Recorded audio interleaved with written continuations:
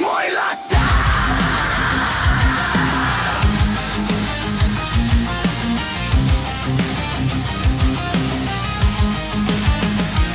অসমৰ ৰক্ত মোৰ শৰীৰত বৈ ৰণভূমিত থিয় হৈ মৃত্যুকো নকৰো মই ভয় ব্ৰহ্মপুত্ৰ সাক্ষী মোৰ শত্ৰু ডুবিল সোঁতত অসমৰ মান ৰাখিবলৈ যুঁজু শেষ নিঃশ্বাস ময়লা পিছুৱা মোৰ অভিধান নাই দেশৰ বাবে জীয়াই আছো দেশৰ বাবেই মৰিম চুল ধৰে বুকু মোৰ সংকল্প অটল অসমৰ মাটি ৰক্ষা কৰাই মোৰ একমাত্ৰ ধৰ্ম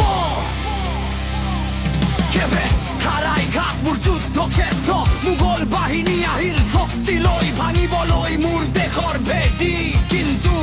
ৰণনীতি মোৰ অস্ত্ৰ শত্ৰু কৰিলো বিভ্ৰান্ত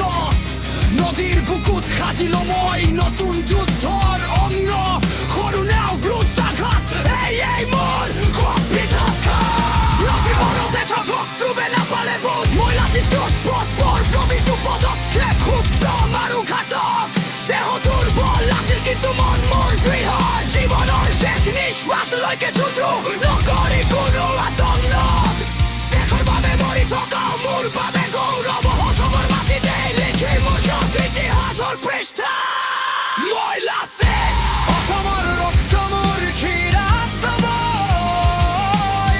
ৰণভূমিত থিয় হৈ মৃত্যুকো নকৰো মই ভয় ব্ৰহ্মপুত্ৰ সাক্ষী মোৰ শত্ৰুৰ বিল সোঁতত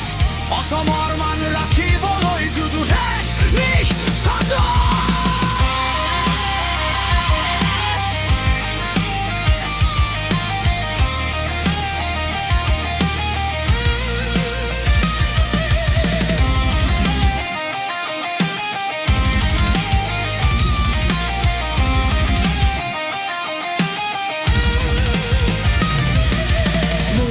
কঠোৰ শৃংখলাত নাথাকে চিত্ৰ দেশৰ স্বাৰ্থত নিজৰ মানুহকো দিছিল শাস্তিৰ সিদ্ধান্ত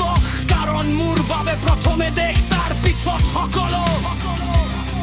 অসমৰ মান ৰক্ষাই মোৰ জীৱনৰ মূল লক্ষ্য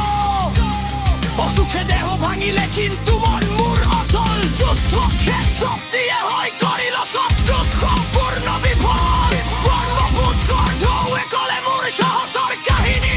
মোগল বাহিনী হাৰিল শেষত টিকিল মোৰ ধৈৰ্য আৰু বুদ্ধি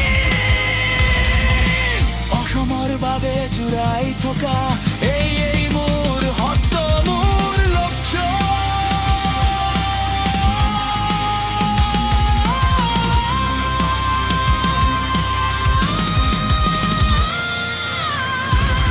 পিছুৱাই নাযাব